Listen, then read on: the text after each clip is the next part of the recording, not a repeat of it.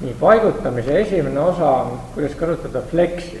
Flex on selline jubin, mille puhul meil ei ole vaja midagi mõõta eriti, neid laiuseid ja kõrguseid, vaid ta ise arvutab. Me saame asju panna keskele ja joondada ja siin see esimene roheline klots näiteks ongi öeldud, et lihtsalt ole keskel ja see käib niimoodi. Vaata, siin on see ülemine klots või mis ülemine, välimine siis. See, mille sees on sisemine, roheline. Välimisele on öeldud display flex. Ja selle sees on ainult üks klots, child, millel on mõõdud ja talle ei ole midagi öeldud rohkem. Piisab ainult sellest, et display flex. Kui see ära võtta, siis ta enam ei ole keskel. Nii, siis siin teises näites on sisse pandud 6 alamklotsi või väikest klotsi. Teises näites siis on see välimine on flex container, mis on ka flex. Me flexi ära võtame, siis need lähevad kõik üksteise alla, sest divid paigutatakse üksteise alla. Ütleme, et ta on flex. Seega me saame flexi atribuute kasutada. Üks sellised flexi atribuute on flex flow. Kui me flex flow'le paneme esimeseks parameetriks row, siis ta teab, et ta vasakult paremale peab hakkama arvestama. Kui me siia paneme column, siis ta arvestab ülevalt alla. Ja kolmas asi on justify content. Selle väärtus tähendab siis seda, et kas me paneme siia klotside vahele mingit vaba ruumi, mis tähendaks space between, siis ta lükkab need äärmised täitsa äärde ja keskele paneb vaba ruumi. Kui on space around, siis ta jätab ka äärde vaba ruumi. Ja samuti me saame siin öelda flex end, siis ta läheb lõppu ja vastupidi, flex start läheb algusesse. Nii et justify content on siis selleks reastamiseks.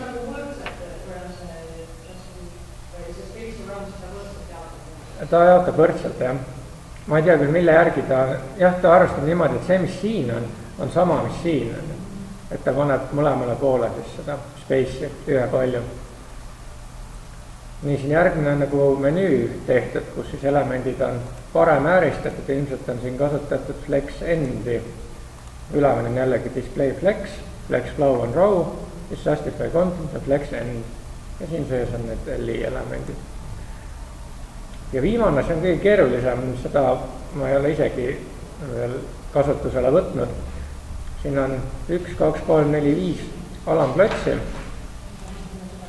Kõige suurem siis on wrapper, display flex. Flex flow on samamoodi, row, ja siin pole midagi muud öeldud, ei ole siin justify contenti. Nüüd see header siin. Headerile on öeldud, et flex on 1, 1 ja 100%. Vaata, siin sees on 1, 2, 3, 4, 5. See 1 on, peagi vaatame, artikkel on 3. Aha, et ta paigutab selle esimesele kohale. Ta ongi siin kõige esimene. Siin järgmine artikkel on paigutatud 3. kohale. Ai, see order näitab seda hoopis. Order 2. See 3, 1, 0 tähendab jaotust. Ja siis aside, need on siin kõrval need 2 tükki. Et see on nagu esimesel positsioonil, teine aside on 3. positsioonil ja jaotatud on siis nagu 1, 1 ja automaatne. Ja footer on all 4. positsioonil. Nagu ma ütlesin, et see on veidi arusaamatu minu jaoks ka, kuidas ta seda teeb. Kui sa tahad teada, kus ta teeb, siis uuri ise. Flexi kohta on näiteid parasjagu. Järgmine osa on see, kuidas me saame ujutada. Näiteks kujutada ette basseini, kus on ujumisrajad. Siin on üks plokk, see hall. Ja sellele plokile on öeldud float left. See float left tähendab seda, et see kast siin ulbib vasakul pool ja kõik muu liigub paremalt mööda. See tekst voolab siis mööda selle kasti paremat külge alla. Järgmises näites on tehtud vastupidi, on pandud see kast ulpima paremale, float on right, ja see tekst siin ujub vasakult mööda. Nüüd siin on üks suur kast, millel on öeldud float left, ujub vasakult, ja selle all on üks suurem, suurem kast, millel on öeldud float right. Ta on paremal pool, aga ta ei mahu siia ära.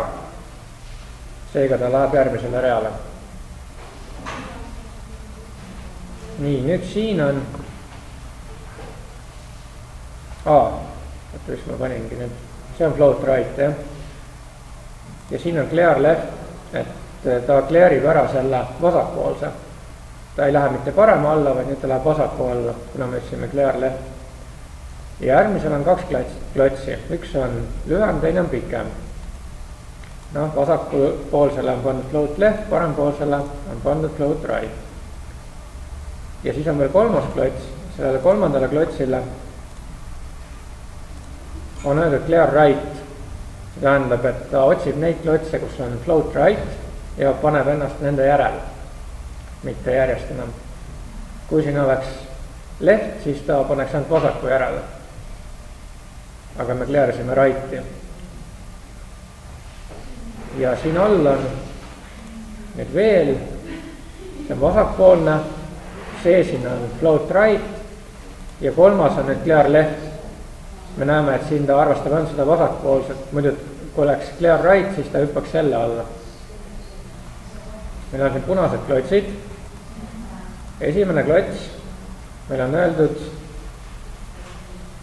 mitte midagi ei ole öeldud talle. Teisele klotsile on öeldud position relative, suhteline paigutus. Suhteline paigutus tähendab lähtuvalt eelnevast elemendist.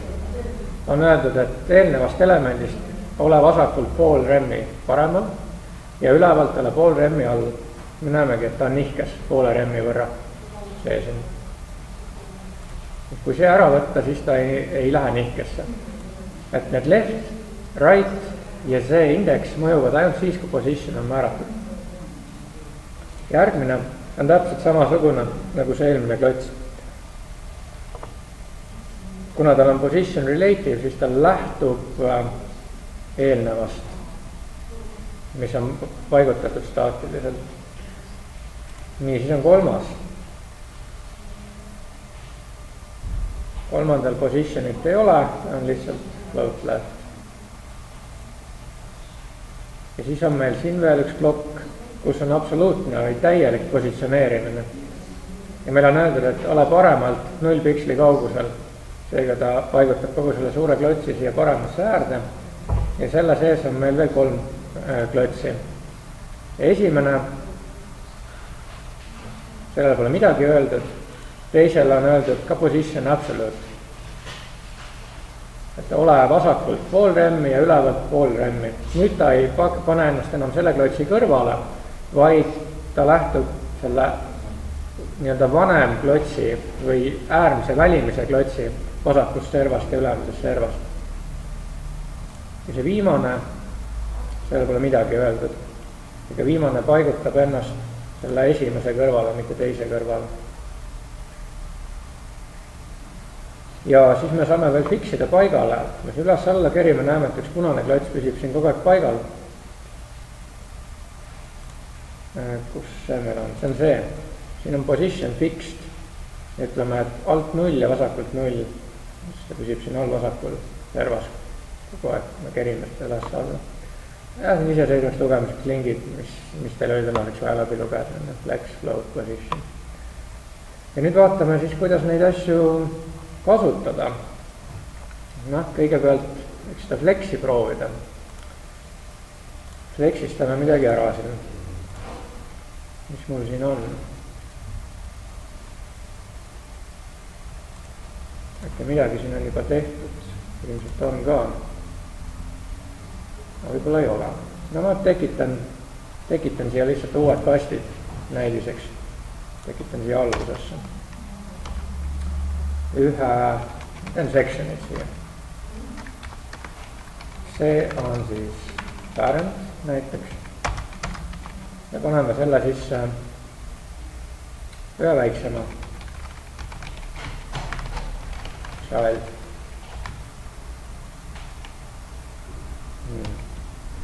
Ja siia see siis viitame nendele.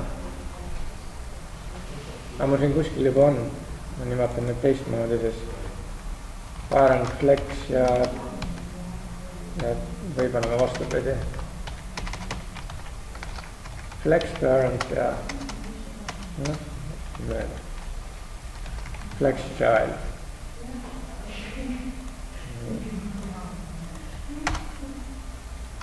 Ja flex parent.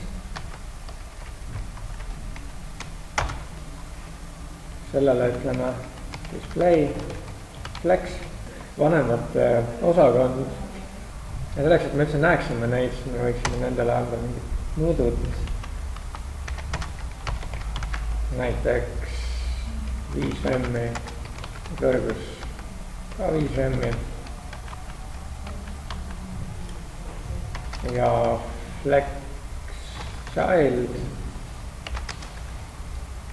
Ja sellele siis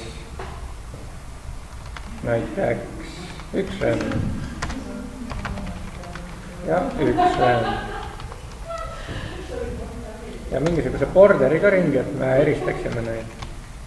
Border, 1 pixel solid ja red. Ja parentile border, 1 pixel solid ja blue. Nüüd me näeme, et siin on see suur sinine kast, selle sees on üks väike selline punane kast. Kuigi meil on siin öeldud praegu display flex, ta ei paiguta seda sisemist kohe mitte kuskile keskele. Uurime välja, miks ta seda ei tee. Mida me siia teha saame? Saame öelda näiteks seda, et flex, flow, row, wrap, kas see muudab midagi?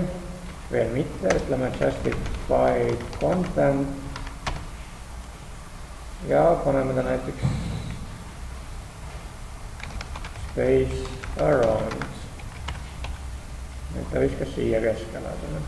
Praegu ta on lihtsalt, et ütleme, et selle klotsi sees on meil midagi ja see suurem klots on lihtsalt, mille sees on veel teised väiksemad klotsid. See sinine on nagu meil.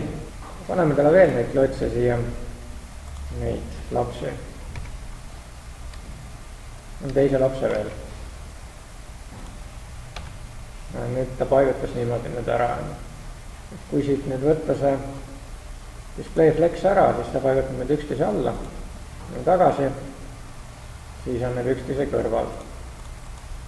Ja siin saame muuta neid space between või flex end ja nii edasi. See on siis see, kuidas me flexi saame kasutada. No muidugi me saame tulpa need ka panna.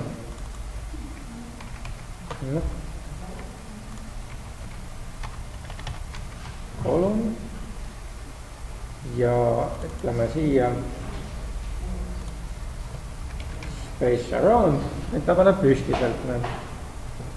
Ja siin on veel üks võimalus, et kui me tahame, et nad oleksid ka horisontaalsed, siis on align items ja center.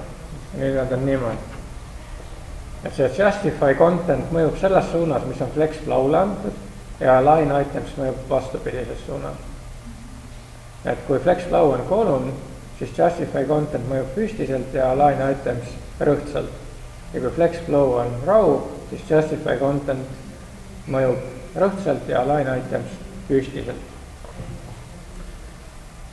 Nii, siis meil oli veel siin teine osa, sellise ujutamine. Noh, näiteks mul on siin see pilt on küll praegu siin paremal, aga paneks selle pildi siia natukene vasakule niimoodi, et see tekst voolaks mööda selle külge alla. No siis ta ei saaks enam olla siin selle sees, sellest koopia. Õigemini on pildi osast koopia praegu. Ja paneme ta siia kuskile algusesse. On siin ka pilt olemas. Nüüd ta on siin. Ja sellele indile klassi ka, et me saaksime ainult sellele anda mingisugune floating image näiteks omadusi. Floating image, float left. Nüüd näeme, et kogu see tekst, mis siin on, voolab mööda paremat külge alla. Kui seda teksti pikemaks teha, ma praegu kopeerin seda lihtsalt, siis ta läheb siit niimoodi alt edasi, et ta voolab mööda paremat külge. Ja vastupidi, kui sellele ingile öelda float right, siis on pilt paremal ja tekst läheb ise vasakult mööda alla. Ja siis see, kuidas me saame ujutada. Ja viimane osa oli siis positsioneerimiste osa. Aga vaatame, mis see järgmine ülesanne siin on, see on slaidil number 15, paigutamine. Luuletuse lehele tuleb nüüd tekitada luuletuse kõrgune, umbes mõõdad sealt välja, kitsas, püstine, värviline ristkülik, nihutad tekstid selle võrra kõrvale ja naelutad ristküliku paigale. Selles mõttes, et kui sa kerid üles alla seda lehte, siis see ristkülik on alati paigal, see ei keri kaasa. Parem on, kui ta ei ole terve lehe omast, siis sa näed selle mõju. Luuletuse järele tekitad ühe rõhtsa ristküliku, mille sisse tekitad eri kohtadesse pisikesed eri värviruudud, mis on osaliselt üksteise peal ja muudad nende kõrgusjärjekord. See on slaid number 15 HTML-is. Ja see indeks on siis see, millega sa saad üksteise kohale panna. Vaikimisi on ta 0, mida kõrgemal seda suurem väärtus, mida madalamal seda väiksem väärtus.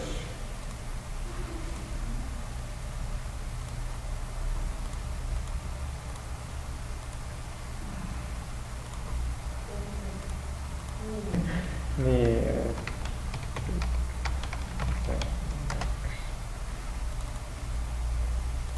Ja 16,